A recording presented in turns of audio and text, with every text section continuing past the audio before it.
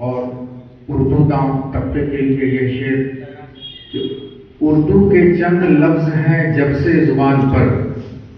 اردو کے چند لفظ ہیں جب سے زبان پر، تہذیب مہربان ہے میرے خاندان پر، واہ، تہذیب مہربان ہے میرے خاندان پر۔ علم و ادب کے آفتاب و ماہتاب کی جلوہ گری ہے ان مقدس علمی شخصیات کی موجودگی میں 2 منٹ اظہار خیال پیش کرنے کی جسارت کر رہا ہوں اردو زبان کے فروغ اور اس کی بقا کے حوالے سے۔ عزیزان محترم، بنگلہ دیش، چائنا، جاپان، کوریا، اسرائیل اور بھی کئی ترقی یافتہ ممالک ہیں جہاں کی ان کی اپنی زبان ہے، اور ہم سب جانتے ہیں کہ یہ ممالک جن کا شمار دنیا کی ترقی یافتہ ممالک میں ہوتا ہے، اور جب ان کے بارے میں پڑھیں گے تو یہ رزلٹ، یہ نتیجہ سامنے آتا ہے کہ یہاں کے لوگوں کو انگلش زبان کی آفاقیت و مقبولیت بھی متاثر نہ کر سکی۔ یہاں کے لوگ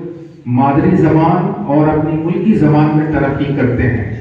تو اس سے پتہ چلا اور بڑی بڑی تحریکیں بھی چلتی ہیں، اور وہاں اپنی روزمرہ کی زندگی میں جو بول چال، مدرسہ ہو، مکتب ہو، دارالعلوم ہو، جامعہ ہو، اسکول ہو، کالج، یونیورسٹی، بڑے پیمانے پہ زبان کے تحفظ، بقا اور اس کے فروغ کے لیے تحریکیں چلتی ہیں۔ تو آج ضرورت اس بات کی ہے کہ یہ ہمارا آپ سب کی رسپانسبلٹیز ہے کہ ہم پہلے اپنی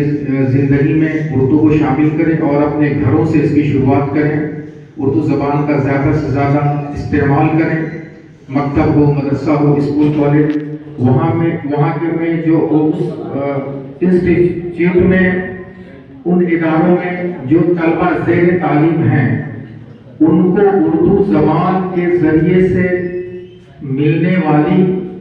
جو سرکاری ملازمت ہے، جتنے بھی فیکلٹیز، جتنے بھی شعبے ہیں، سرکاری شعبے، بچے اردو کا انتخاب کر کے جو سرکاری نوکری پائیں گے، اور فقط یہ نہیں کہ سرکاری نوکری ہی کے لیے اردو پڑھا جائے، سیکھا جائے، بلکہ اردو زبان جو ایک میٹھی زبان ہے، اپنے اندر ایک خوبی رکھتی ہے، تاثیر رکھتی ہے، تو اردو کی آفاقیت، اس کی مقبولیت، اس کی ضروریت، اس کی ضرورت و اہمیت کو ان طلباء کو بتایا جائے کہ ان سے کیا کیا فوائد ہیں، اور اس کو جو ہے اس کی بقا تحفظ کے لیے